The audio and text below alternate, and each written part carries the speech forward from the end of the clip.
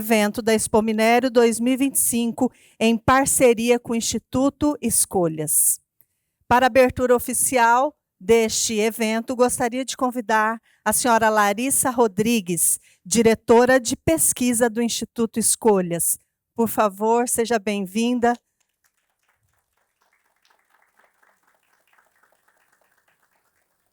Convido também o senhor Eduardo Gama, CEO da CertMine.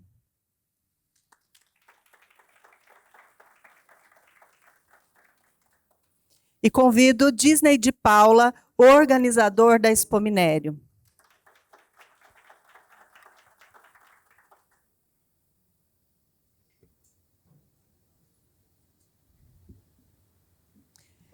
Queremos agradecer a presença de todos vocês. Sem vocês, esse evento não seria possível. São vocês que abrilhantam a Expo Minério já na terceira edição. Gostaria de passar a palavra, então, para a senhora Larissa Rodrigues.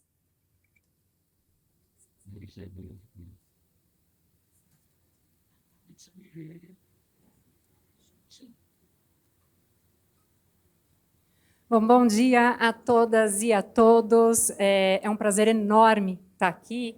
Eu sou a Larissa Rodrigues, do Instituto Escolhas. Tem um pessoal aí também que me conhece pelo programa da Febre do Ouro, que passou aqui, né, no Estado há pouco tempo atrás.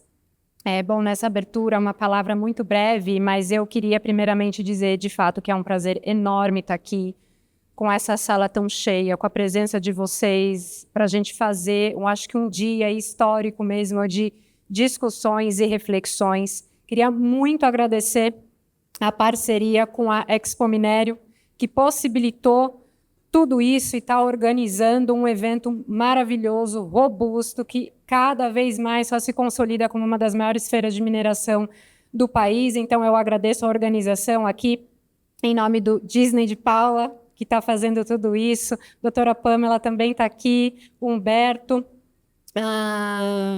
E eu queria também agradecer. A gente está fazendo esse evento aqui com o meu parceiro, Eduardo Gama. Então, montou toda essa iniciativa junto comigo. Queria reconhecer também a presença, né? Aqui a gente está com o senhor embaixador da Sérvia aqui com a gente.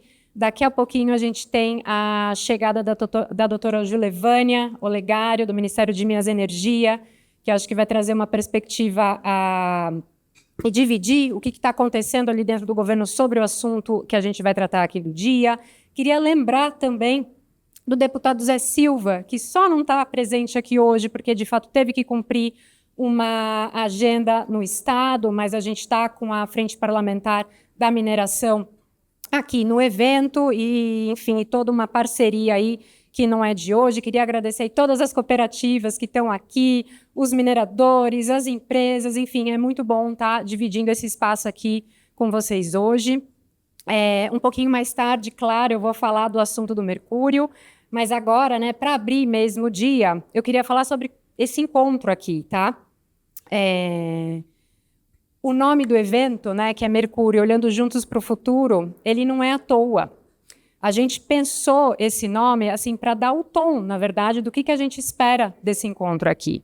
E o que a gente espera é, de verdade, fazer uma discussão franca e poder ver o que a gente consegue extrair daqui para construir o futuro, para olhar para o futuro. A gente não vai aqui discutir o passado, a gente quer sempre olhar para frente, que eu acho que é uma coisa que une todo mundo que está aqui. E eu acho, né, que quando a gente discute o que a gente quer para frente, e claro, né, o tema do hoje aqui é o mercúrio, mas a gente inevitavelmente também está falando do futuro das operações garimpeiras, do futuro da mineração de pequena escala. Então é um tema, é um assunto, mas que traz a gente para discutir o futuro de todo um setor. E aí, só para vocês entenderem como é que vai funcionar aqui hoje, né? Na parte da manhã, agora, a gente vai ter um momento mais dedicado a uma discussão do panorama político, um panorama regulatório, enfim, né, um planejamento, né, sobre como que está esse tema dentro do setor, como é que está funcionando o setor. Então, a gente vai ter algumas exposições individuais, como eu disse, até a doutora Julevânia também já está chegando, e um debate, né, com pessoas, assim, diria, de coletivos, algumas cooperativas que vão trazer como é que estão enxergando o uso do mercúrio e o setor de suas regiões, também pessoas que estão participando do projeto Ouro Sem Mercúrio. Então, acho que vai ser um momento bem legal da gente ter essa visão, diria, ampla do que está funcionando. E na parte da tarde, um momento que eu acho que vai ser de conexão mesmo, né? De quem que já fez uma transição para o mercúrio, como é que foi? Está dando certo? Não está dando certo? Por que que não está dando certo? O que que ainda falta? Ou empresas, né, que estão com soluções concretas, essas soluções funcionam, não funcionam? Vamos debater aqui. E a ideia, eu acho que é um pouco inspirar o que que a gente pode trazer para frente de uma forma que agregue valor e perspectiva de futuro para todo mundo. Então, só dizer novamente, estou muito feliz a gente ter esse momento, espero que vocês aproveitem. E é isso, depois eu volto a falar aqui. Obrigada.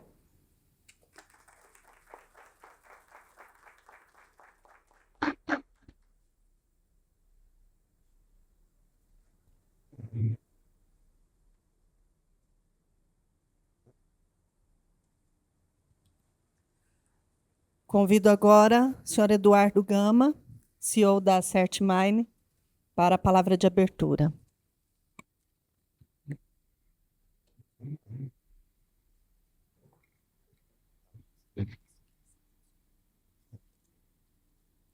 Bom dia a todos e a todas. É um prazer estar aqui com vocês e muito feliz em ver a quantidade de pessoas que atenderam aí o chamado desse debate de hoje. Como engenheiro de Minas, eu fico muito feliz em perceber que a mineração, principalmente a mineração aqui no Mato Grosso, está atingindo patamares que há 5, 6 anos atrás a gente nem imaginava, né? Hoje o Mato Grosso é uma grande referência nacional sobre mercúrio, sobre transição do mercúrio e principalmente sobre garimpo sustentável e mineração sustentável.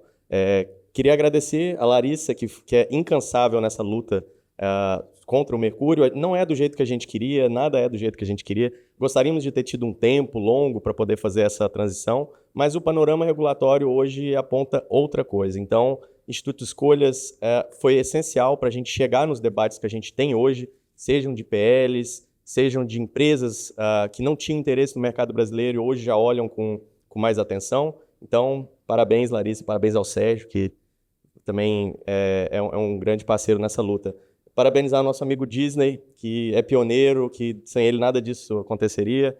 O Expo Minério é um sucesso, acho que não preciso falar isso aqui, basta sair lá fora que a gente vai ver a quantidade de pessoas, né? Quantidade de empresas que hoje apostam no Mato Grosso. E como a Larissa falou, hoje a gente tem um dia aqui de debate e principalmente de aprendizado. Eu acho que ouvir dos mineradores aqui do Mato Grosso e de outros estados, a gente tem muita gente do Pará aqui, muitos companheiros lá do Pará que vieram, que atenderam, que estão participando desse processo, que estão nessa luta para... Eu não diria que o mercúrio é um mal a ser combatido, mas ele é um mal antigo.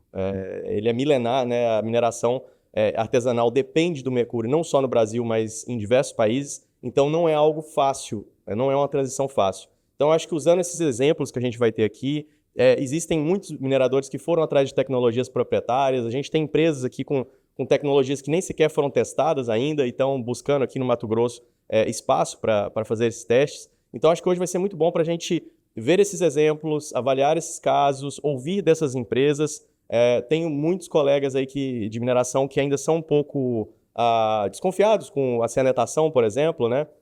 Mas hoje a gente está trazendo 2 empresas aqui que são especializadas nesse assunto, vão passar um panorama geral, custos, investimento, as dificuldades. Então, eu acredito que vai ser muito proveitoso a gente ter essas pessoas aqui e vocês fiquem à vontade para fazer perguntas, né? Vai ter um espaço para vocês anotarem as perguntas e aqui, durante os painéis, a gente vai, sempre que puder, encaixar essas perguntas aí nas falas. São especialistas, vão ter especialistas aqui de renome global, tem autoridades do governo, então acho que é um espaço muito bom para a gente fazer algo que eu me sinto parte, como engenheiro de Minas, me sinto parte da mineração, não sou minerador, mas estou sempre com os mineradores, a gente nunca teve oportunidade, né? A gente não teve muito espaço para falar o que a gente queria. Então eu acho que a gente tem que aproveitar espaços como esse para a gente externar isso, porque afinal de contas, se a nossa voz não é pública, o governo e as autoridades reguladoras nunca vão saber o que é a nossa dor. Então, vamos aproveitar esse espaço, vai ser um ambiente colaborativo, à tarde a gente vai ter um painel das 11h30 ao 12h30 que vai ser aberto.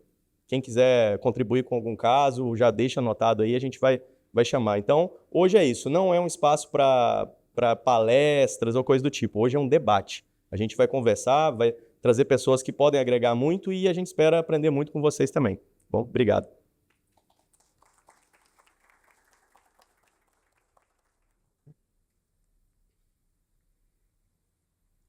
Quero convidar a doutora Pamela Alegria, organizadora da Expo Minério, para fazer parte do dispositivo de honra e já aproveitar que ela está subindo, fazer a sua fala de abertura também.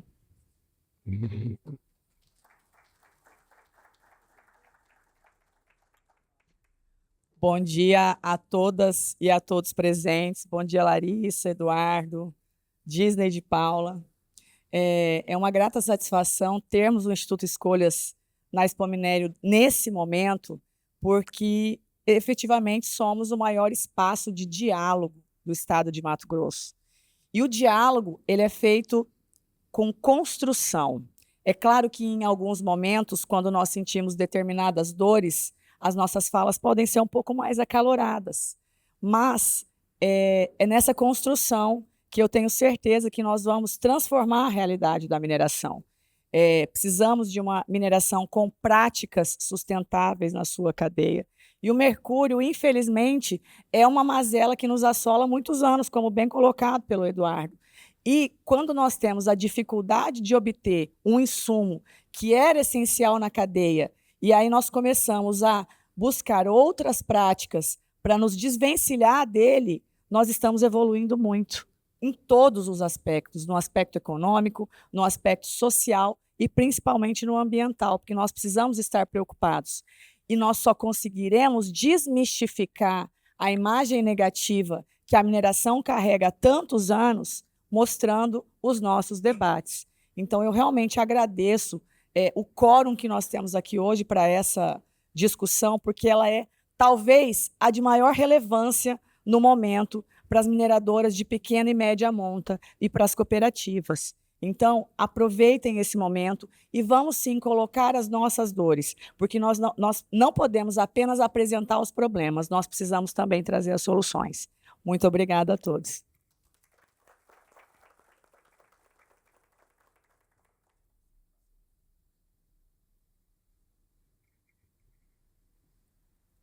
Convido, então, Disney de Paula, organizador da Expo Minério, para a sua palavra de abertura.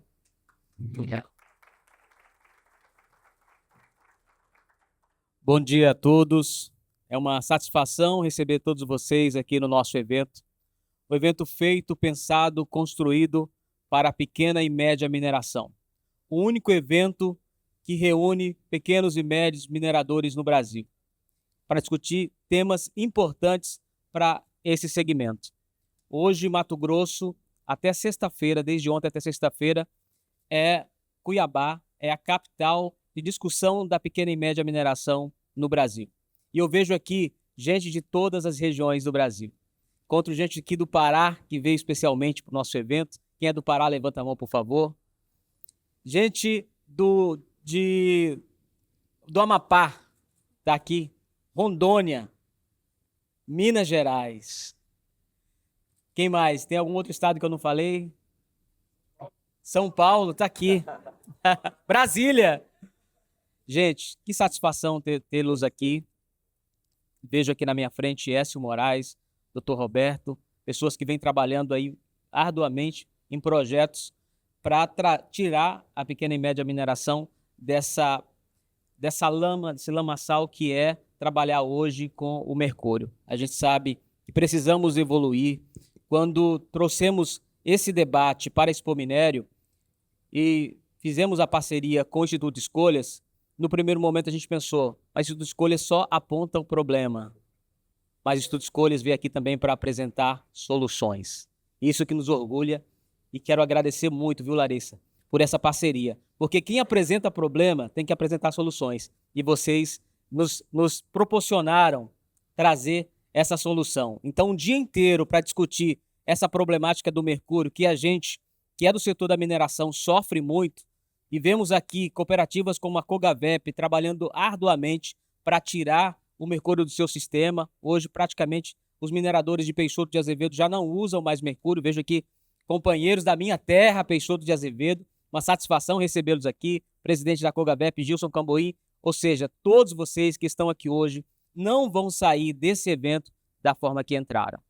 Tenho certeza que será um dia muito produtivo. E a Expo Minério tem muito orgulho de estar fazendo esse debate. Sejam bem-vindos. A Expo Minério é nossa. É para debater os assuntos que vão fazer o nosso setor evoluir. Bem-vindos. Obrigado a todos.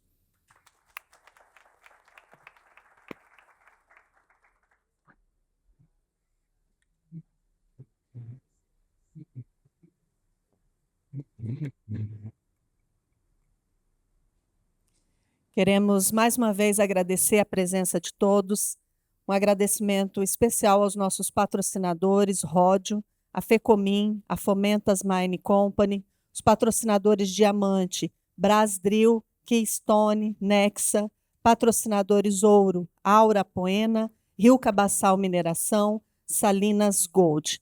Neste momento, gostaria de agradecer a esse dispositivo de honra, pedir para que vocês fiquem à vontade na plenária. E, na sequência, já gostaria de convidar Larissa Rodrigues, a diretora do Instituto Escolhas, diretora de pesquisa, vai trazer um tema, Mercúrio, o que vem pela frente.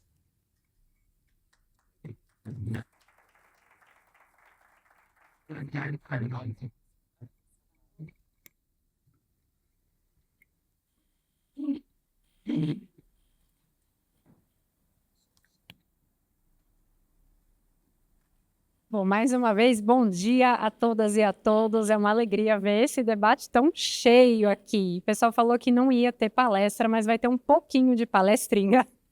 Mas eu prometo ser muito breve, porque já já a gente vai ter um debate, eu diria assim, mais dinâmico. Então, não vou nem me estender muito para a gente ir para o debate logo. Mas, antes da gente ir para esse debate, e entrar até nesse assunto aqui do dia de hoje, que é o uso do mercúrio, queria até abordar um pouco do porquê que a gente está aqui. Quem que é o Instituto Escolhas também, né? Eu represento o Instituto Escolhas, alguns de vocês conhecem, mas basicamente o Instituto Escolhas, ele é um instituto de pesquisa sobre sustentabilidade.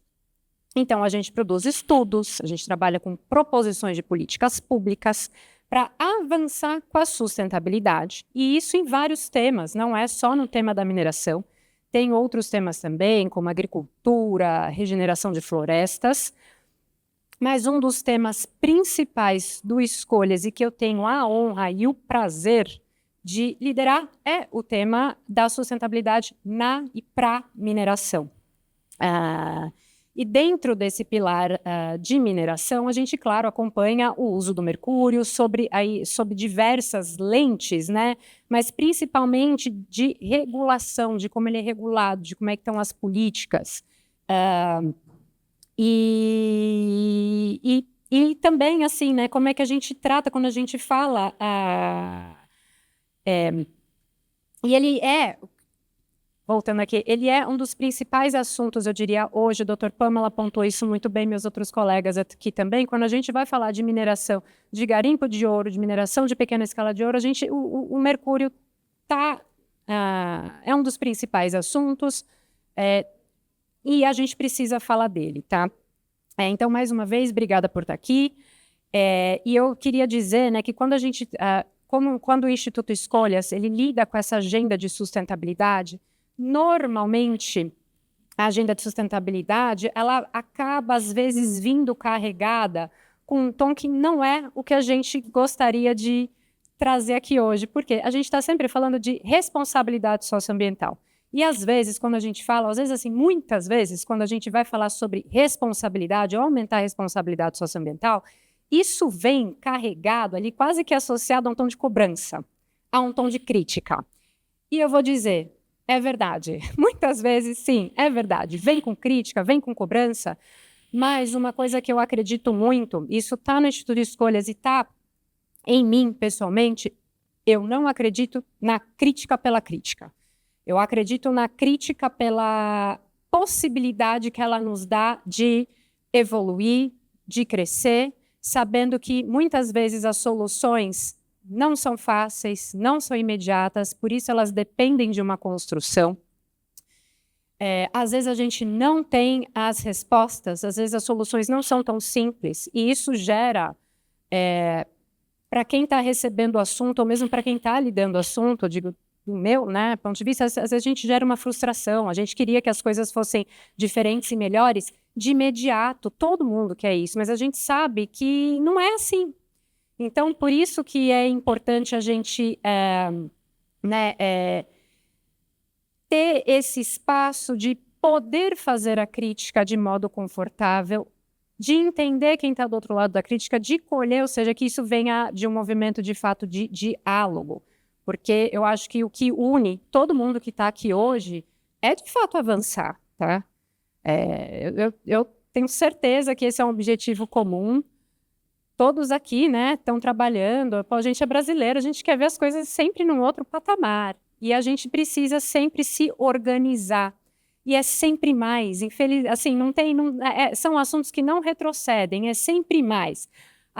E aí vem, o pessoal, lá vem aquele pessoal chato criticando de novo, porque assim, falar, vamos resolver um problema aqui, aí resolveu. Não, agora vai para o próximo. Aí vai para o próximo. E sempre vai ter.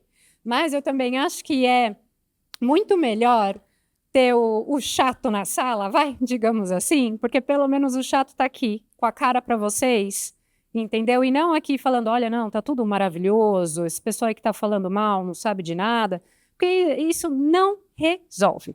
E aí, assim, as coisas podem funcionar por um momento, mas aí chega, é por um momento. Depois o prejuízo vem e ele vem maior, e ele vem para todo mundo, ele respinga em todo mundo. Então é melhor assim, pelo menos vamos, lidar com isso, mas lidar, eu acho que de uma forma responsável. Do mesmo jeito que a gente cobra a responsabilidade socioambiental, a gente tem que lidar com esse assunto também de forma responsável.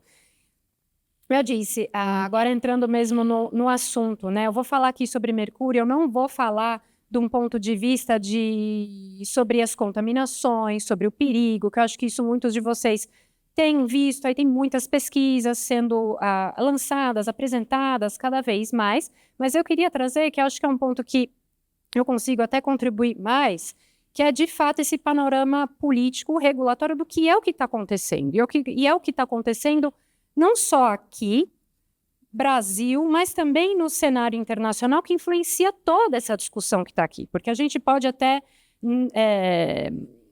não querer olhar para ela, mas ela acaba vindo. E aí, eu acho que eu vou falar até uma coisa que talvez seja incômoda, mas que eu acho que a gente tem que falar, que a gente precisa falar sobre proibição do mercúrio. Eu sei que é um assunto difícil, é por isso que eu estou trazendo ele aqui, dessa forma aberta. É um assunto, como eu disse também, que gera mais perguntas do que respostas. Então, assim, o nosso evento hoje é muito propositivo e positivo, eu diria, mas a gente às vezes tem que abaixar um pouco a expectativa, porque eu não tenho todas as respostas. Eu acho que ninguém aqui tem todas as respostas e seria muita pretensão querer ter. Mas a gente está aqui para construir, e eu queria falar de proibição pelo quê? Não dá para a gente tampar o sol com a peneira. A gente precisa encarar esse assunto de frente para ver se a gente consegue uma inspiração positiva desse tema assim que é negativo. Mas eu vou explicar do que eu tô, quando eu estou falando de proibição, o que eu estou querendo dizer com isso, A proibição que eu digo não é eu diria que ela é um termo quase que orientador de uma política, e eu queria usar essa fala, na verdade, para até fazer um chamado para todo mundo que está aqui se articular, e a gente vai ter representante do governo chegando daqui a pouco, e é ali que eu entendo que a gente precisa direcionar o nosso esforço, mas é um chamado. E aí, vamos lá. Parte regulatória política. O que a gente tem hoje? A gente tem duas esferas, como eu disse, a gente tem a esfera internacional e a esfera nacional. Na esfera internacional, a gente tem a Convenção de Minamata, que já foi assinada pelo Brasil tem um tempo, 2013. Mas ela começou a valer aqui mesmo em 2017, né, quando foi internalizada aqui para as regras brasileiras. E a Convenção de Minamata fala sobre a diminuição e a proibição do uso do mercúrio em diversos setores e produtos. Não é só para mineração, a mineração é um desses setores, né? E quando o Brasil assinou, fez parte da Convenção de Minamata, ele assumiu obrigações. Parte dessas obrigações foi, de fato, proibir o uso do mercúrio para diversos produtos. Isso já está valendo, né? Para termômetro, lâmpada, são vários setores. E isso já está acontecendo. Agora, com relação ao setor de mineração mesmo, que é o que interessa aqui hoje, a Convenção não proíbe o uso de mercúrio. Não tem nenhuma proibição, não tem nenhum prazo. Isso é muito claro. Só que as discussões dentro da Convenção de Minamata, que acontecem a cada 2 anos, elas vão evoluindo, elas não param. Não é porque não tem um prazo que isso não esteja sendo discutido. Inclusive, teve a última conferência de Minamata, foi agora, recentemente, na primeira semana de novembro, em Genebra, na Suíça. Eu estive lá acompanhando as discussões. Ponto focal do MME, que vai estar aqui também, a doutora Giulevânia estava lá. E nas discussões a gente só vê esses compromissos aumentando, ou seja, para restrição do mercúrio vindo cada vez mais. Teve agora até uma nova diretriz lá para eliminação em amálgama dentária, que ainda não estava proibido, já tem prazo para proibição. E aí o que eu estou querendo dizer com isso? É proibido pela Convenção de Minamata? Não é. Tem prazo para proibir? Não tem. Mas essa proibição vai vir, tá? Uma hora ou outra. Quando ela vai vir? Eu também não sei, eu acho que ninguém sabe. Mas ela é inevitável, até porque a própria discussão de fechamento das minas de mercúrio já tem prazo para acabar. Então, eu diria que é um crescente nesse sentido da restrição. E a gente precisa olhar para isso. E aí, agora a gente vem para a situação aqui no Brasil, tá? Aqui no Brasil a gente tem a seguinte situação que vocês conhecem muito melhor do que eu. Não é proibido usar mercúrio na mineração aqui no Brasil. Se você tiver um licenciamento ambiental que autoriza o uso do mercúrio, e não é proibido importar mercúrio desde que você tenha uma autorização do IBAMA. Essa é a regra, que inclusive foi até atualizada no finalzinho do ano passado.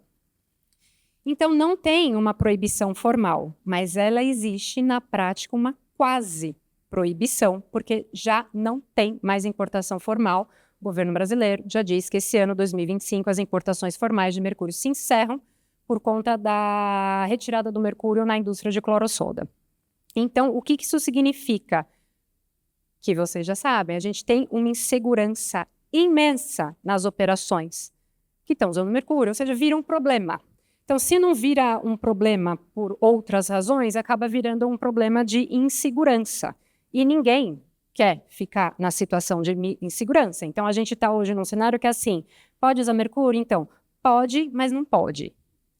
E isso é um cenário que eu diria que é ruim para todo mundo, assim, do ponto de vista de operação mesmo, financeiro, de organização das operações, de tudo. Por isso que a gente precisa lidar com isso, né? E nesse cenário onde as coisas só tendem a se restringir cada vez mais, isso não vai retroceder. Por isso, eu diria que por causa dessa insegurança, e até eu diria dessa situação meio que sem saída, tá? Que foi gerada, é por isso que eu acho que a gente precisa falar da proibição. E aí, quando eu falo da proibição, na verdade, não é uma proibição no sentido de que, olha, agora não pode mais, acabou. Amanhã todo mundo acabou. Não é isso.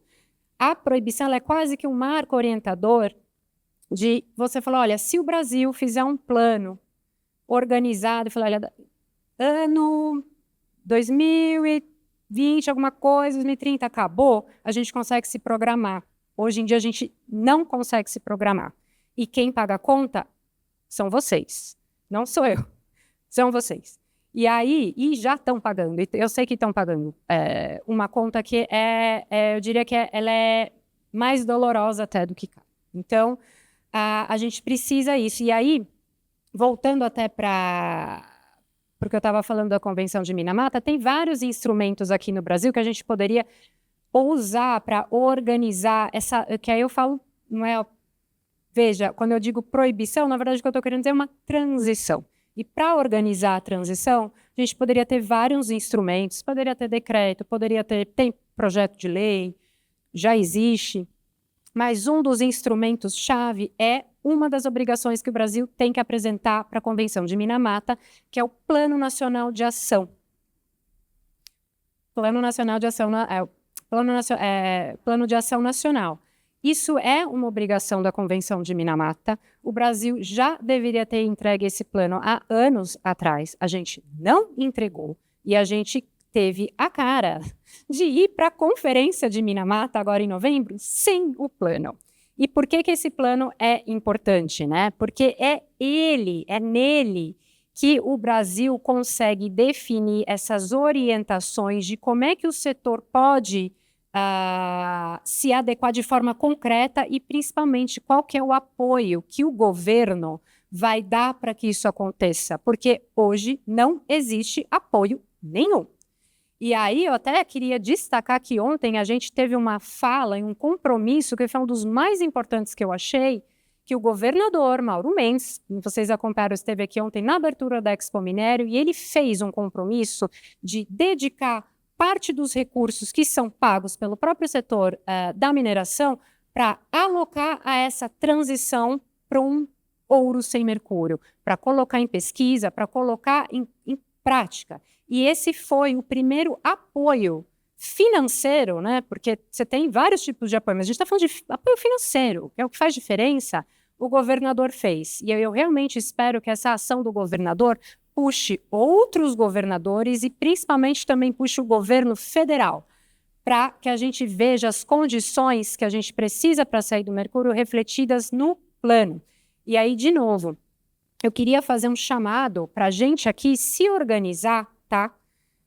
Eu me proponho a fazer isso, eu sei que a gente está com várias pessoas individuais, lideranças e em grupos, associações e cooperativas, para a gente apresentar mais e mais vezes o que a gente quer nesse plano e pressionar o plano. E a gente tem que pressionar o governo, porque às vezes também a pressão ela não é só no sentido de atrapalhar.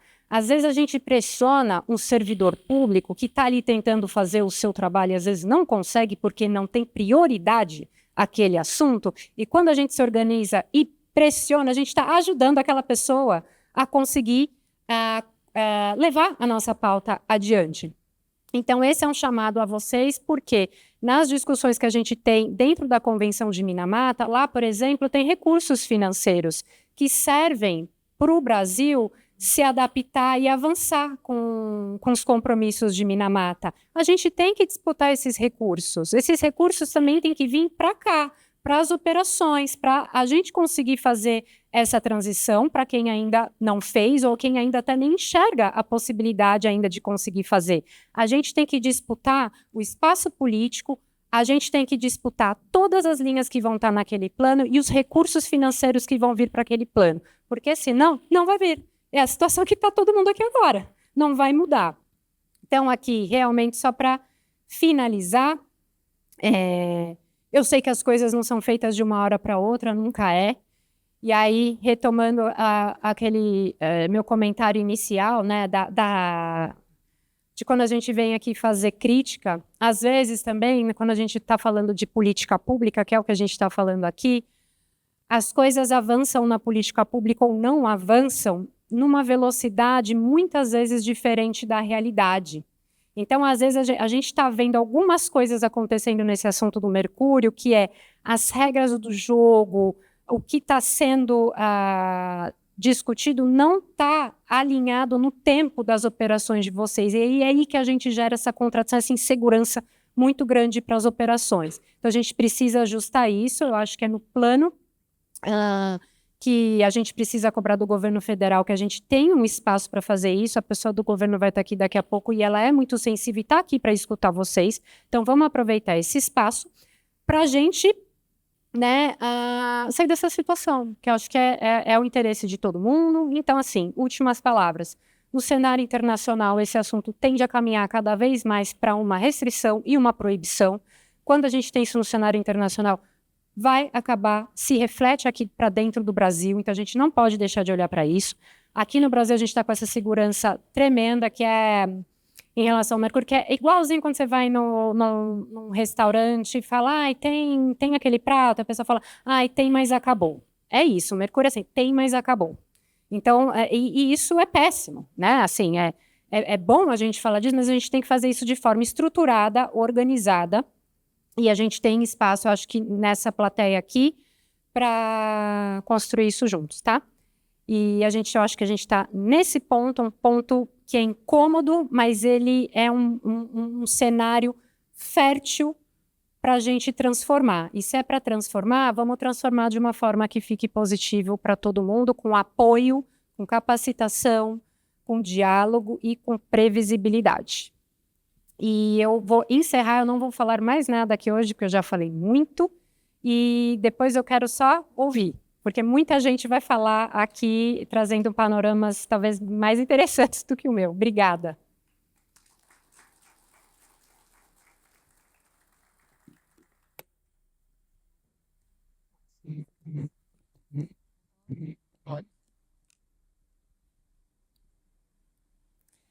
E na sequência das discussões, então, nós vamos dar início ao debate, olhando juntos para o futuro da mineração. Larissa Rodrigues já está conosco, a diretora de pesquisa do Instituto Escolhas, será moderadora deste debate, e eu quero convidar o senhor Gilson Cambuim, presidente da Federação das Cooperativas de Mineração do Estado de Mato Grosso. Seja bem-vindo.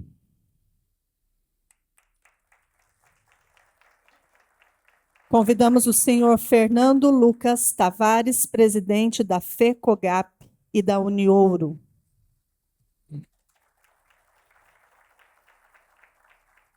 Bem-vindo, bom dia.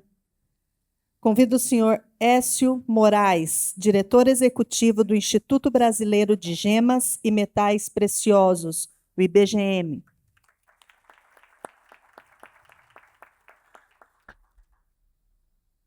Convido a senhora Johnny Macedo, coordenadora de sistematização do projeto Ouro Sem Mercúrio.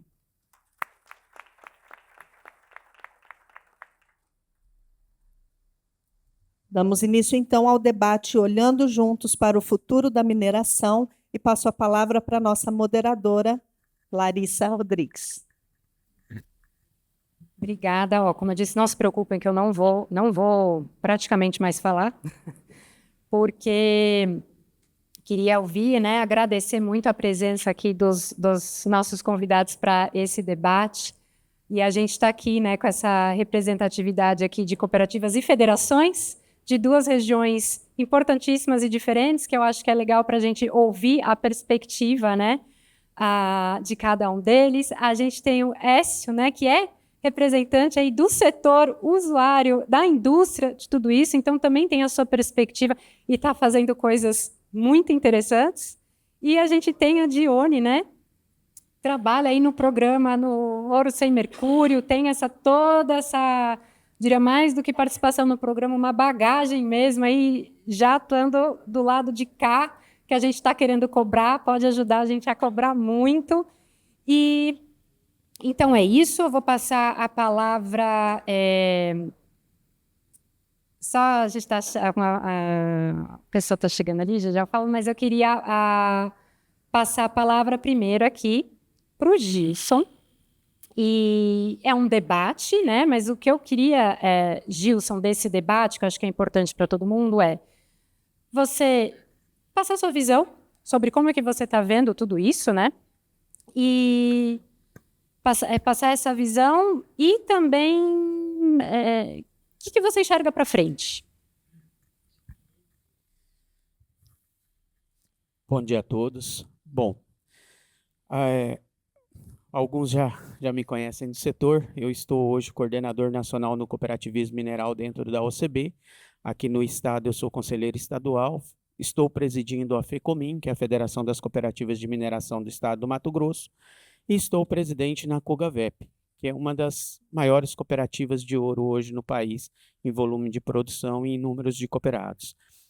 Mas assim, se tratando do mercúrio, quem às vezes acompanhou algumas das minhas palestras ou dos eventos, as questões que às vezes a gente tinha oportunidade de participar, eu sempre fui um grande defensor. Por quê? Porque o mercúrio ele era prático, ele é ágil, ele é eficiente e ele, em questão de custo-benefício, ele trazia as suas vantagens em questão de preço e comparado com outras tecnologias. Com o passar dos anos, a gente começa a se deparar, principalmente no nosso caso, que estamos no bioma amazônico e que o próprio bioma já possui uma gama de mercúrio no seu estado natural, a gente passa a receber culpa de uma coisa que não é nossa. Por que que eu falo isso? Porque desde que, mesmo antes de eu ter presidido a COGAVEP, eu já participava muito, atuava constantemente nos nossos trabalhos lá. E a COGAVEP, desde quando ela foi criada, atuando com a Metamate, que era a Companhia de Mineração do Estado, ela trabalha atendendo o Protocolo Internacional de Minamata. O que que eu quero dizer com isso? Que o Brasil assumiu no Protocolo Internacional de Minamata a obrigação de reduzir, se possível, eliminar. E quando utilizado, que utilizasse de forma controlada. Todo mundo que visitou, que conheceu, e isso a gente nunca teve receio de levar autoridades, de levar outras cooperativas, muitos dos que estão aqui presentes já tiveram a oportunidade de visitar os nossos trabalhos. Nesse período, eles viram que a gente usava o mercúrio de forma controlada, em circuito fechado, jamais em contato com o meio ambiente e tudo mais.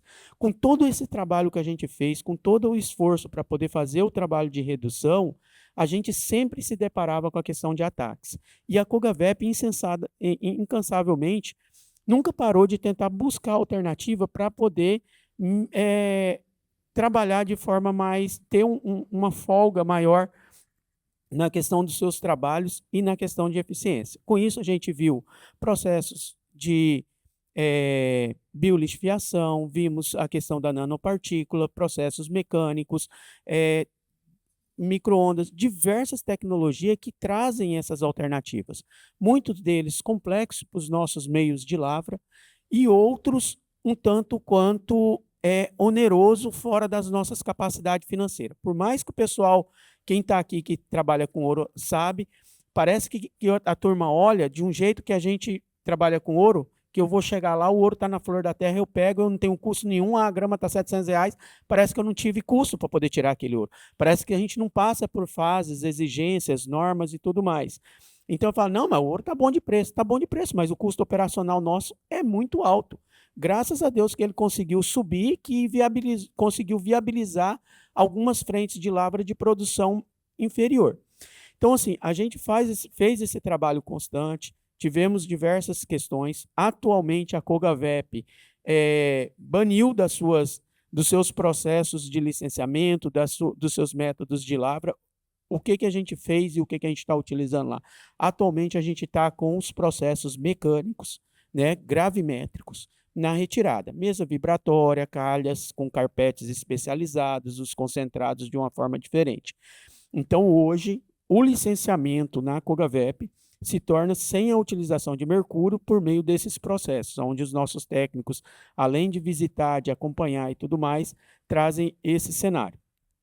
E aí vem, a gente continua sim buscando novas tecnologias, a gente continua sim avançando nesse contexto, porque o processo gravimétrico ele também tem as suas particularidades e as suas limitações.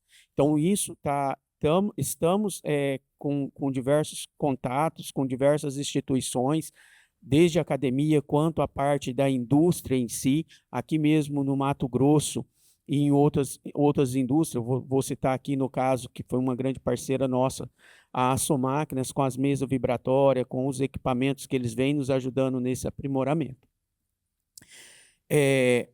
No contexto de que a Larissa tinha dado na palestra anterior, que o mercúrio não é proibido. De fato, ele não é proibido, não tem nada na lei que proíbe. Só que quando você vai perguntar, quando você vai ver com a questão dos órgãos, e eu vou falar isso agora porque eu senti na pele isso lá, tá? A gente passou pela Operação Hermes, você tentando fazer o certo, você foi punido, nós fomos perseguidos e multados, bens apreendidos, sofremos diversas situações, simplesmente porque nós corremos atrás de comprar o mercúrio com nota. porque os que eu vi comprar de forma ilegal não tiveram nada de punição. Então, e aproveito que a gente tem órgãos do governo aqui dentro escutando isso, porque muitas vezes você é penalizado por tentar fazer o certo, tá? É difícil? É complicado? É. Então, assim, são situações que nos coloca, tem diversos momentos, e aqui vários mineradores de diversas regiões, eu falo isso porque eu já visitei, eu já andei. Às vezes a gente corre atrás por fazer o certo e é penalizado. Tem momentos que a gente chega a ter aquela pontinha de vontade de desistir, jogar tudo para o ar e seguir o caminho da ilegalidade, porque é o que você menos vê punição. E eu falo isso com conhecimento de causa. Depois daqui da questão, se quiserem sentar e a gente sentar num lugar e debater e discutir isso, eu estou à disposição. Trabalhar legal é difícil, é árduo, custa caro, não é recompensado e é uma luta que a gente tem também. Comercialização de ouro hoje para exportação, que é o nosso mercado mais forte, está direto sofrendo canal vermelho e é material com nota, que é mercado com origem. Então, o que a gente está fazendo hoje no nosso setor, na nossa cooperativa, que é o foco do debate? A questão do mercúrio. Então, o mercúrio hoje traz essas mazelas para a gente e, infelizmente, o setor tem tido eu falo infelizmente, por causa da dificuldade que a gente tem nesse período transitório, tá? A questão de aplicar a tecnologia, a questão de adaptar, e aí você traz coisa que funciona, coisa que não funciona, e aí você tem também aqueles que tentam levar vantagem em certas situações. Quem é do setor sabe bem o que é esse contexto que eu estou falando. Mas, por outro lado, a gente superando isso, vai ser algo que coloca nós em outros patamares. Os órgãos para licenciar, quando você não tem produto químico que está com processo gravimétrico, eles se sentem mais seguros, eles têm um trâmite diferente dentro para poder promover isso, até por causa da imagem que eles proporcionam. Para nós que estamos na operação, se torna também um tanto quanto mais barato quando você está com um processo gravimétrico. É um pouco mais demorado, é um pouco mais problemático, mas aí você não tem mais aquele custo de comprar um produto que, além dele ter todos aqueles trâmites burocráticos dentro dos órgãos, que é no caso do IBAMA, que é quem regulamenta e faz isso aí, você tem essa praticidade de você não estar com isso vinculado. Então, é esse o contexto que eu tenho da Cogavep e vou, desculpa, estendendo o tempo aí, era isso. Não, Obrigada, Gilson, e parabéns pelo seu trabalho, porque a gente acompanha que você está sempre tentando aprimorar, está trazendo muita transformação para o setor e também colocando os pontos de forma muito clara, porque, assim, como você disse, tem problemas, a gente precisa lidar com isso, e acho que você tem se colocado, dado, assim, a sua face a expor esses problemas. E então eu te parabenizo por isso. Aproveitando, queria agradecer a presença da doutora Gelevânia Olegário, que está aqui, diretora do Ministério de Minas e Energia, o ponto focal de tudo que a gente está discutindo aqui hoje. Então, obrigada, prazer. E vai falar daqui a pouquinho para a gente. E aí eu queria agora, então, passar a palavra para o Fernando Lucas para trazer o panorama de aí o que você está vendo lá no Tapajós. Bom dia. Oi, bom dia, tudo bem? Me chamo Fernando Lucas, sou presidente da Federação das Cooperativas de Garimpeiro do Pará, também sou presidente da Unioro, Cooperativa de Apoio, Pesquisa e Desenvolvimento da Atividade Mineral. A gente está aqui hoje participando desse painel, só temos a agradecer a Deus a oportunidade e também não queria deixar de agradecer ao nosso eterno presidente, o Amaro, que foi o cara que abriu esse caminho no dente, no facão para a gente, e a gente chegou aqui hoje com a roçadeira elétrica, já pegamos o caminho mais aberto e dar continuidade no trabalho que ele veio lutando na nossa região durante muito tempo é algo louvável. Tá participando dessa mesa aqui junto com pessoas, não vou falar nem colegas, acho que amigos mesmo, que a gente veio construindo ao longo do tempo. Larissa, por exemplo, a gente defende a mesma coisa, porém a gente estava falando linguagem diferente, mas a gente conseguiu entender que todos aqui estamos em prol de uma causa só, que é trazer o reconhecimento e a visibilidade que a atividade garimpeira realmente merece. Só para contextualizar, ninguém me conhece aqui ainda, eu sou novo no cenário. Eu venho de família garimpeira, lá no estado do Pará. Somos reflexo das políticas públicas que foram falhas, ali de integração a partir dos anos 70. Eu tive a oportunidade de morar no garimpo, de tomar de conta de operação, tive a oportunidade de ser representante de DPVM. É, Sempre que eu posso, eu estou dentro do garimpo, então eu consigo enxergar por inteiro qual que é as fragilidades do setor. Não tem como a gente falar hoje da evolução da atividade garimpeira de forma geral, não somente no Brasil, mas no mundo, sem antes não discutir a questão do mercúrio, que é algo que ficou no passado. A gente tem que buscar novas alternativas hoje, novas tecnologias, outros modelos de beneficiamento que a gente possa vir trazer mais, como é que eu posso falar? Agregar valor dentro da atividade. Hoje o tema que a gente defende muito na questão do Tapajós é que colocar o pequeno garimpeiro, o garimpeiro cooperativista, como agente de transformação mesmo, de desenvolvimento, porque o trabalho, vou dar um exemplo aqui, que o trabalho do Gilson ali na Cogavep, na questão da recuperação da área degradada, a partir do momento que eu trabalho com uma economia circular, que eu estou desenvolvendo as comunidades, eu não estou trabalhando ouro, eu estou trabalhando um ativo verde, eu estou trabalhando um ouro sustentável, que isso acaba que ele tem muito mais valor que o ouro commodity. Então, hoje, a gente defende muito que as cooperativas que seguem esse preceito, elas não precisam necessariamente morrer na mão do intermediador, vamos dizer assim, com a expertise que a gente vem carregando, a gente consegue acessar mercados internacionais onde o ouro que é produzido de forma totalmente sustentável, ele tem um valor comercial muito maior. Então, a gente vai estar sempre discutindo a questão que é a economia regenerativa. A partir do momento que eu tiro da natureza aquela riqueza mineral, mas eu devolvo a questão da recuperação da área degradada, eu trago educação para as comunidades afetadas, eu estou entregando muito mais valor do que apenas aquele valor comercial que foi tirado debaixo da terra. Então, eu acredito que o futuro do cooperativismo mineral, ele caminha por esse lado, e os pequenos garimpeiros cooperativistas, eles são os verdadeiros agentes de transformação. Então, a gente precisa muito levantar essa bandeira e discutir qual seria a forma mais eficiente da gente procurar uma alternativa que seria viável. Dentro do Tapajós hoje, bom, falando em Tapajós, a gente costuma acreditar que não existe região mais sensível para você discutir mineração hoje no Brasil do que a nossa região. Para quem não conhece, a gente tem uma reserva garimpeira que foi criada em 1983. As primeiras incidências de ouro, elas datam a partir de 1744, quando as expedições que vinham descendo aqui o antigo Rio Arinos em busca de ouro para a coroa acabaram encostando lá. A nossa produção de ouro, a escala industrial, vamos dizer assim, ela surge a partir de 58. Em 1962, eu tinha o deputado Ferro Costa, onde ele defendia a importância do Tapajós como peça fundamental para o desenvolvimento do país. Eu estou na região, desculpa Mato Grosso, tá? Eu estou na região mais rica do planeta, vamos dizer assim. O vulcão mais antigo do mundo está lá. E a gente tem um coeficiente mineral que precisa ser explorado da melhor forma possível. Nos últimos anos, essa é uma opinião particular, eu acredito, é como se houvesse um desmonte da nossa atividade de forma geral, e praticamente todo mundo que estava tentando trabalhar lá legal foi empurrado para a ilegalidade.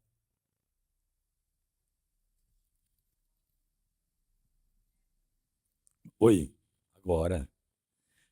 Então, essa falta de política pública, ela acabou empurrando todo mundo para a ilegalidade. Então, imagina que eu pego uma classe hoje que ela tem um potencial muito grande, ela consegue contribuir de forma muito eficiente para os cofres públicos, porém, infelizmente, o que é vendido é só as mazelas que é deixado para trás.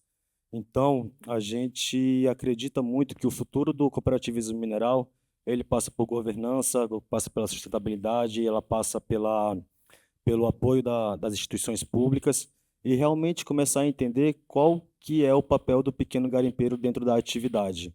Eu costumo acreditar sempre que o garimpeiro cooperativista, ele é o agente transformador de fato, porque a gente está falando de pessoas no final.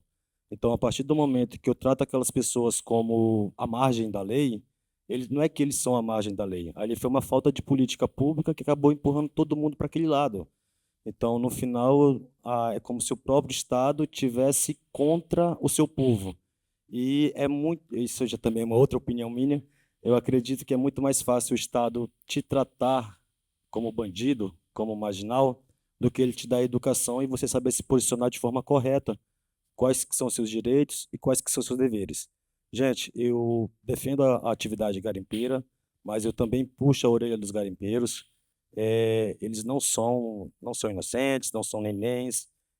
Eles também têm sim a sua parte de culpa, a sua parcela, mas é aquela coisa, imagina que o garimpeiro que ele surgiu ali no Tapajós, ele não foi aquele cara que estudou para ser um minerador, ou ele tem aquela cultura da mineração. Foram simplesmente ali aquelas pessoas que foram abrir a Transamazônica a partir dos anos 70 e não tinha o que fazer mais e acabaram caindo para o mato. E é tanta riqueza que tem na região que os caras não foram pesquisar, simplesmente esbarraram no ouro. Então, assim, para a gente poder ver qual que é o potencial de fato. A gente, infelizmente, nos últimos anos, a gente ficou categorizado, isso é verdade, não adianta a gente fugir, tem que encarar de frente como o polo de maior lavagem de dinheiro do país, temos que encarar de frente. E grande culpa também hoje de tudo isso que a gente está sofrendo não é somente do garimpeiro. A gente tem alguns stakeholders também no mercado que têm papel fundamental dentro desse momento que a gente vem sofrendo hoje. Dentro do estado do Pará, nós temos cooperativas hoje que fazem o trabalho de recuperação de área degradada, não fazem o uso do mercúrio, eles fazem a economia circular, circuito fechado, enfim, conforme manda o dever de casa. Então, poder estar aqui com vocês hoje, trazer um pouquinho da nossa percepção do que a gente está vivendo lá embaixo hoje, é algo que só tenho a agradecer a Deus e acredito que o futuro da mineração em pequena escala, ele começa a partir do momento que a gente começa a tratar isso como realmente tem que ser tratado. Não estamos aqui pedindo para parar a fiscalização, não estamos aqui pedindo para deixar as coisas como eram. Eu acredito que a gente sempre tem que olhar para frente, para o futuro, e o futuro da mineração, não somente no Mato Grosso, no estado do Pará, ele começa a partir de hoje, a partir do momento que a gente coloca pessoas de outros setores com ideias totalmente diferentes, convergentes, mas que no final todo mundo está em busca de um objetivo só, que é trazer dignidade e desenvolvimento para suas regiões. Eu agradeço aqui a atenção de todos e muito obrigado.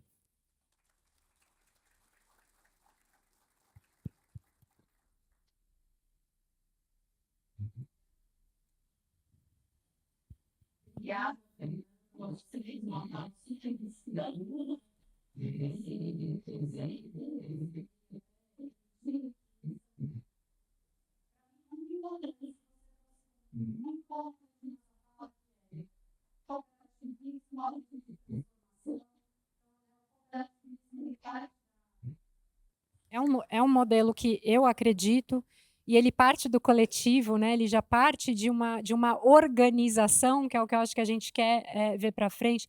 Você trouxe na sua fala, né, a palavra recuperação de áreas degradadas, de toda essa preocupação do como é que a gente faz essa extração do subsolo. E então eu fico muito feliz, acho que foi muito inspirador e para todo mundo que também está aqui ouvindo. E tanto você quanto o Gilson trouxeram um ponto que eu nem trouxe hoje mais cedo, mas que é uma das minhas lutas, que é sobre a questão que é o combate à ilegalidade. E assim, eu acredito muito que a melhor forma da gente combater a ilegalidade, eu diria o primeiro passo, é a gente conseguir ter a legalidade.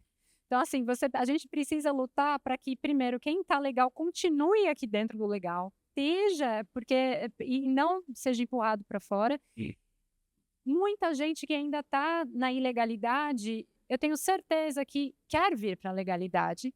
E aí, quem não quer é outra história, entendeu? Mas eu acho que aí você trouxe a sua fala, o Gilson também, né? Acho que amarra muito bem e fica uma visão muito legal que vocês estão trazendo aqui.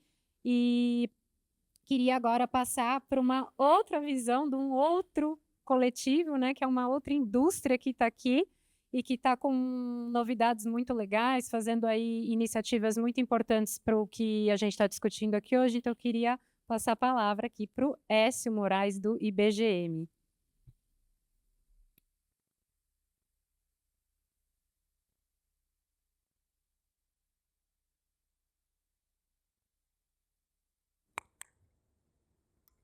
Alô, alô.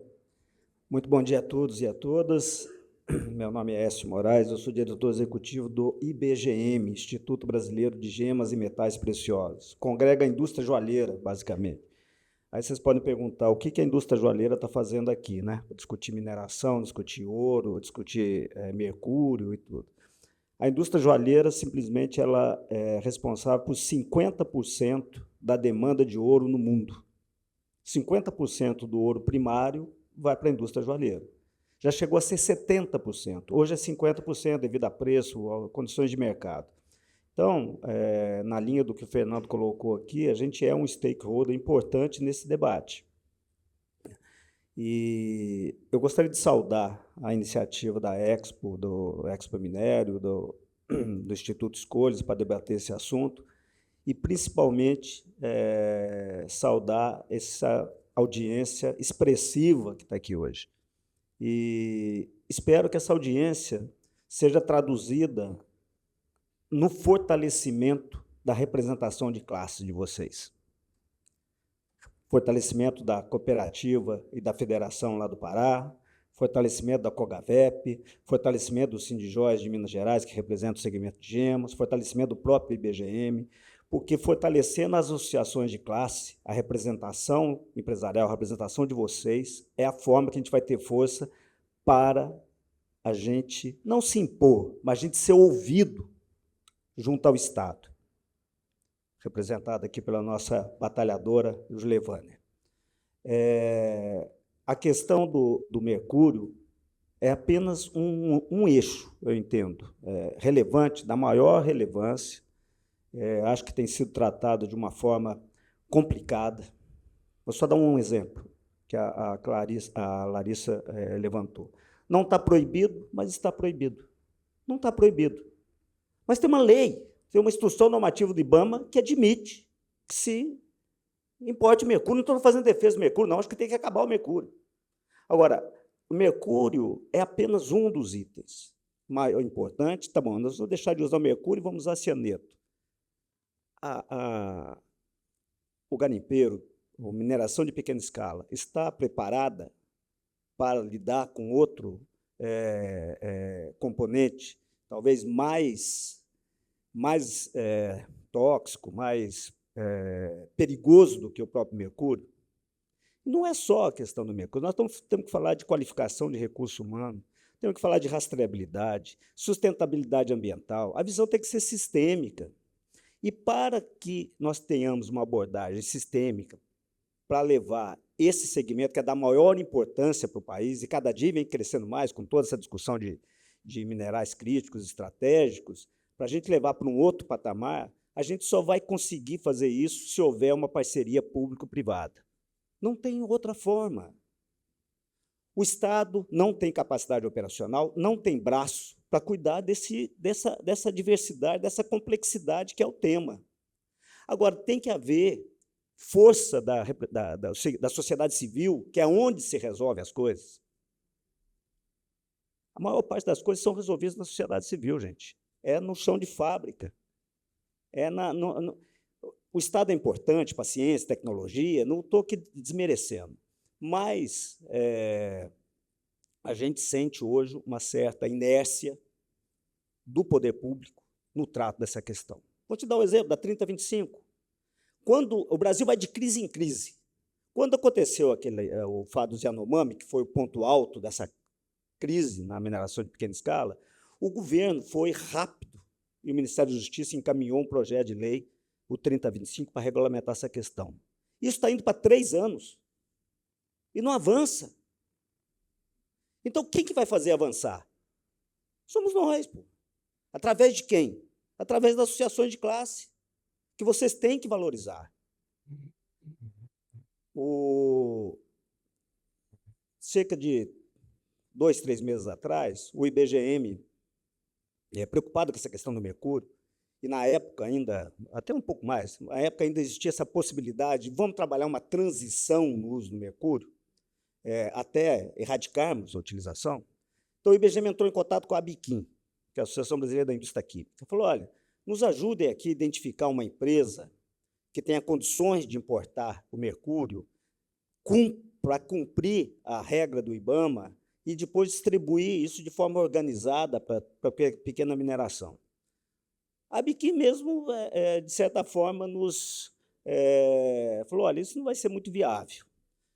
Naquela ocasião, ela nos informou que tinha 12 toneladas de importação de mercúrio formal para uma empresa apenas, e agora a Larissa nos traz essa informação de que está, vamos dizer, de fato proibida a importação de mercúrio. Existe a lei, mas, de fato, nós não vamos ter importação de mercúrio mais. Qual que é a consequência disso? Joga todo um setor na clandestinidade, sem oferecer uma alternativa, um encaminhamento, uma ação mais organizada para fazer essa transição. Então, isso, de certa forma, é um certo descaso, que deixa a gente até indignado.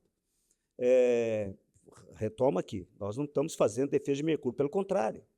Eu faço defesa de uma ação pública organizada, sistematizada, em parceria com o setor privado, né, para que a gente faça o que aconteceu no final da década de 70, princípio da década de 80.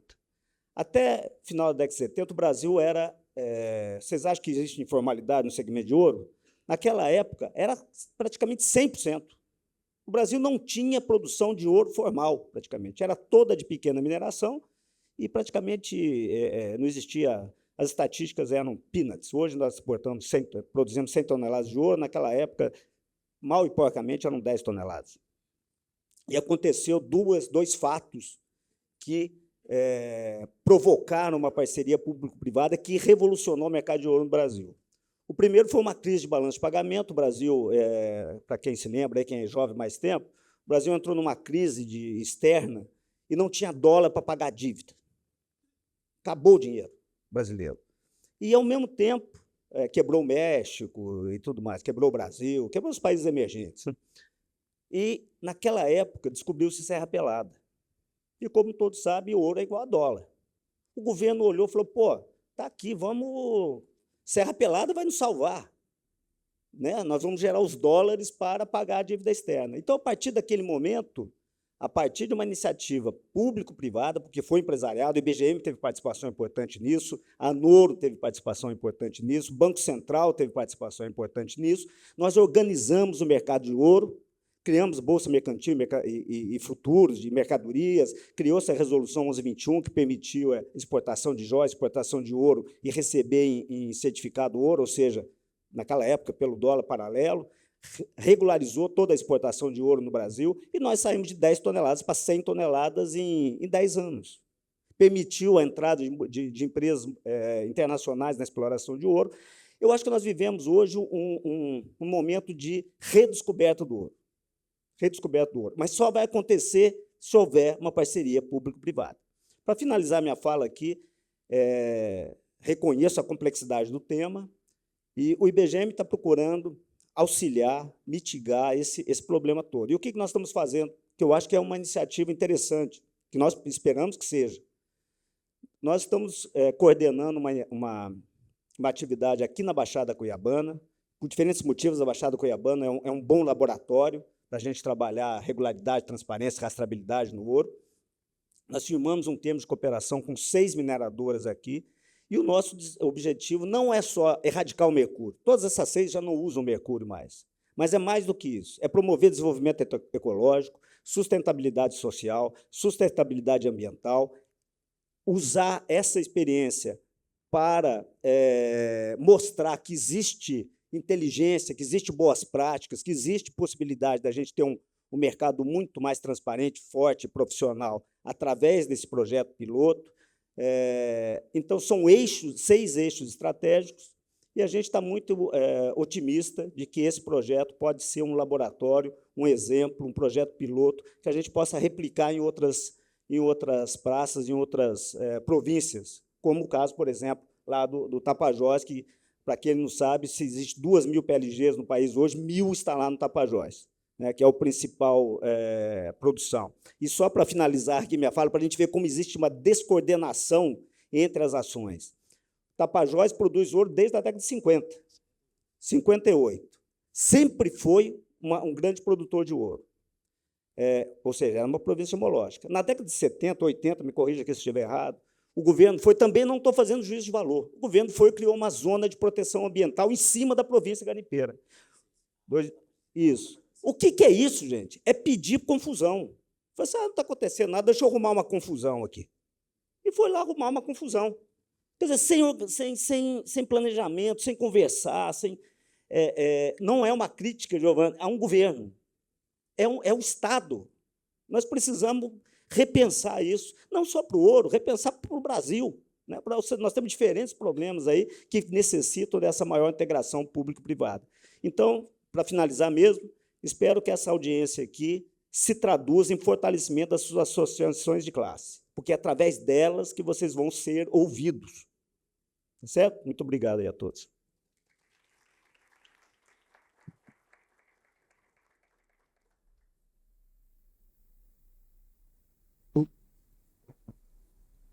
Tá ligado? Opa, tá ligado. Obrigada, Écio. Mais uma fala inspiradora. Eu não podia concordar mais com você quando você diz que a gente precisa dessa parceria público-privada. É isso, né? Porque parceria público-privada, ninguém vai fazer nada sozinho. Como também é importante fazer esse reconhecimento das associações de classe, porque é um veículo legítimo, reconhecido, para a gente levar demanda.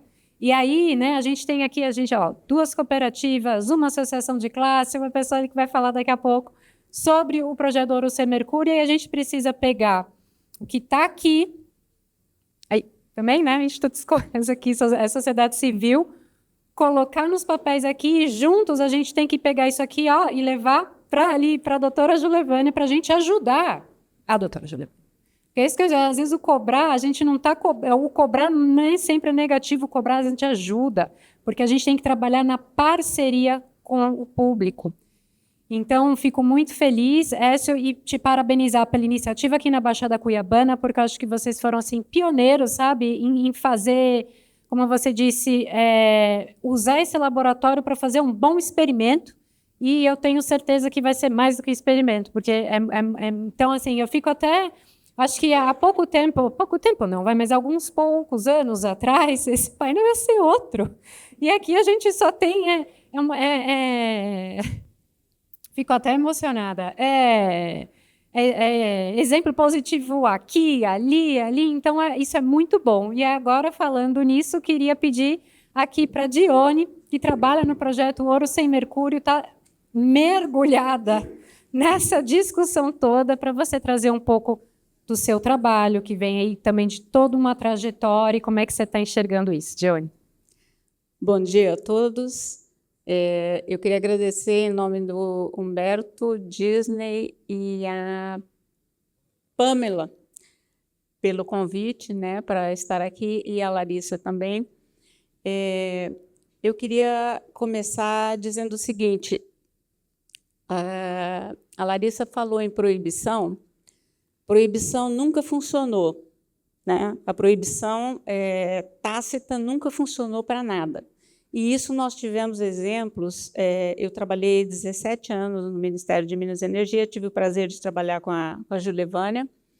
E é o seguinte, a gente tem a Convenção de Minamata, ela tem uns eventos regionais. Eu participei de um evento desses em Lima, e 2 países, na época, tinham feito leis proibindo o uso de mercúrio. O que aconteceu? Proibiram o uso de mercúrio. Alguém parou de usar? Nunca. Ok? Isso não existe. Tem que ter uma transição. Tá? Ponto. Isso aí é pacífico, a gente sabe disso. Com relação ao que o Eduardo falou, ainda falando um pouco de experiência internacional, a mineração do Mato Grosso não é conhecida somente nacionalmente, ela é conhecida internacionalmente, porque a época que eu trabalhei no Ministério ainda, eu fui delegada pelo Fórum Intergovernamental pela América do Sul, e eu tive o prazer de levar o Gilson, que era a COGAVEP, né, na época, ele foi representando a COGAVEP, e ele fez uma fala para mais de 83 países, incluindo África, Ásia, que são eminentemente mineradores em pequena escala. E o Gilson levou para o conhecimento deles, como é que estava funcionando a mineração aqui, a cooperativa, um cooperativismo, que isso não existe lá fora. Tá? Isso é desconhecido internacionalmente, o cooperativismo. Então, ele levou essa imagem do Mato Grosso para lá, e foi bem interessante, porque terminou o evento, nós fomos procurados por alguns países que queriam vir visitar e conhecer como é que funcionava a coisa aqui. Tá? Foi muito interessante. Posteriormente, isso gerou um outro convite para ele, para um evento desses regionais, que foi em Manila também, para mostrar também o trabalho que estava sendo feito. Então, o que a gente precisa fazer? Ontem nós estávamos falando de imagem. A imagem da mineração não é das melhores. A gente, quando fala assim, a mineração não se comunica, ela não se comunica com ninguém, com a sociedade, ela se comunica com o próprio setor. Não, ela não se comunica, ponto. Ela não fala com ninguém. Então, ninguém sabe o que está acontecendo. A gente tem que levar bons exemplos para tudo, para todo. A gente tem que começar a abrir espaços para essa mineração artesanal em pequena escala de ouro, a de média também, e começar a mostrar o que está sendo feito, quais são os progressos, as boas práticas, e falando sobre o projeto Ouro Sem Mercúrio, nós começamos a trabalhar com isso no Ministério de Minas e Energia mais ou menos em 2010. Você imagina o tempo. Até 2018, mais ou menos 2019, houve um trabalho feito com o PNUMA, né? Nós fizemos um trabalho com o PNUMA. Quando parecia que estava tudo redondinho, veio a pandemia. Aí ficamos parados por um tempo, mas o projeto já estava pronto. Eu fiquei como coordenadora nacional dele durante um tempo, e aí nós começamos o trabalho efetivamente, o de campo, foi em 2023 que a gente começou o trabalho de campo, e para vocês terem uma ideia, foram entrevistadas 1.145 pessoas na Amazônia Legal. Nós fomos em vários estados, Mato Grosso, Pará, Rondônia, Amazonas, Amapá, acho que não faltou nenhum, né? Rondônia, falei. E nós trabalhamos somente com a mineração legal, tá? Nós não trabalhamos com o que tinha em Roraima, por exemplo, estava no auge a crise Yanomami, né? E nós fizemos esse trabalho todo voltado com as cooperativas. O que a gente observou? As cooperativas, todas elas demonstram, até hoje, ninguém quer ser ilegal, ninguém quer ser bandido, tá? Ninguém quer ser taxado de bandido.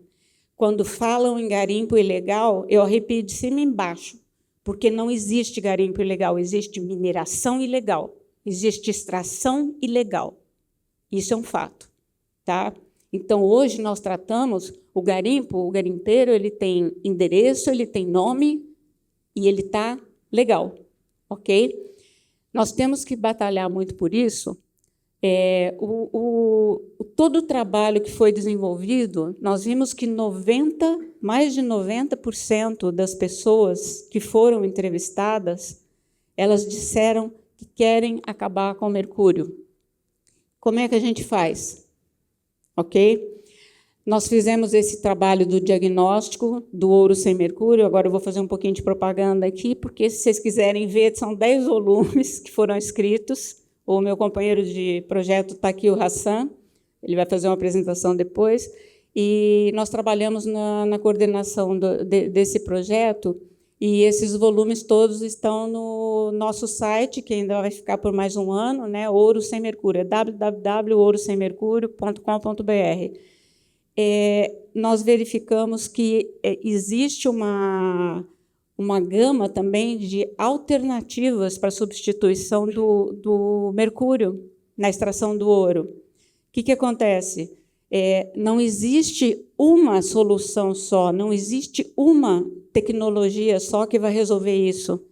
Nós vamos ter que trabalhar muito para fazer essas tecnologias se unirem, trabalharem em conjunto, né? Descobrir como é que elas funcionam em conjunto, para a gente poder aplicar e ver a aplicabilidade disso, ver a logística, fazer uma capacitação de todo esse pessoal que quer trabalhar realmente.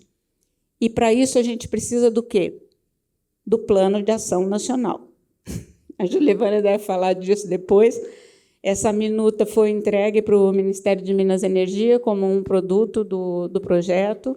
Ela tem 78 ações distribuídas em 8 eixos estratégicos, e nós estamos aguardando ansiosamente que isso seja aplicado. Quando a gente fala que nós não tivemos políticas públicas, nós tivemos muitas políticas públicas feitas pelo governo federal, só que não foram políticas de Estado, elas não tiveram continuidade. E ontem estava o secretário aqui falando no Mato Grosso, o secretário de Mineração do Mato Grosso, ele falou: a política tem que ser de Estado, porque muda o governo, muda a política. Então, a gente tem que começar a trabalhar nisso, fazer o compromisso do governo, do Estado, seja do município, seja do governo federal. Nós temos que trabalhar nesse sentido. E a solução que a gente viu, e eu particularmente, eu sou geóloga de formação, e particularmente, trabalhando durante esses 17 anos com políticas públicas, a solução para mim, hoje, está no cooperativismo. A gente não faz nada sozinho, tá? Nós trabalhando juntos, nós vamos conseguir muito mais. Era isso, gente. Muito obrigada.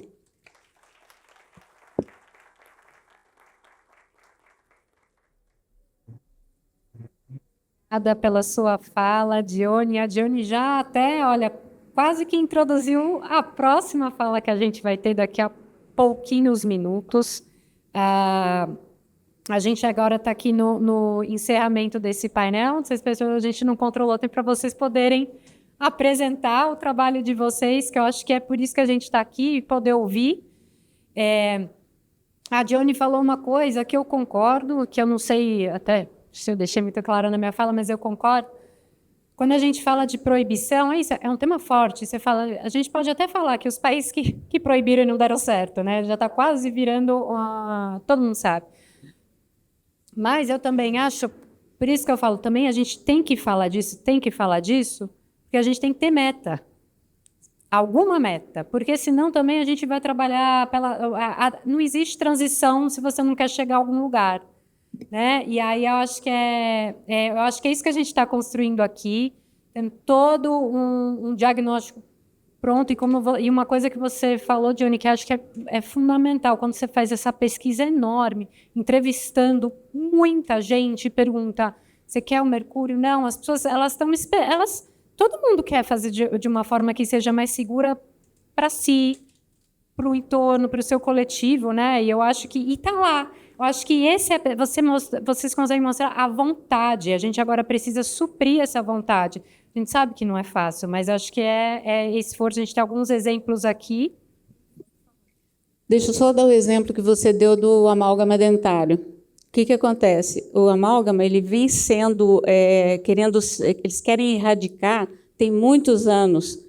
Só que o amálgama é uma condição muito mais barata do que uma resina. Então ele sempre foi utilizado. Nós somos o único país do mundo que tem um SUS, tá? E ele sempre foi utilizado no SUS. E o que acontece? Agora que começaram a capacitar o pessoal para usar resina no lugar do amálgama, é que está tendo a erradicação no Brasil. É um excelente exemplo, porque a amálgama é uma coisa super assim, comum.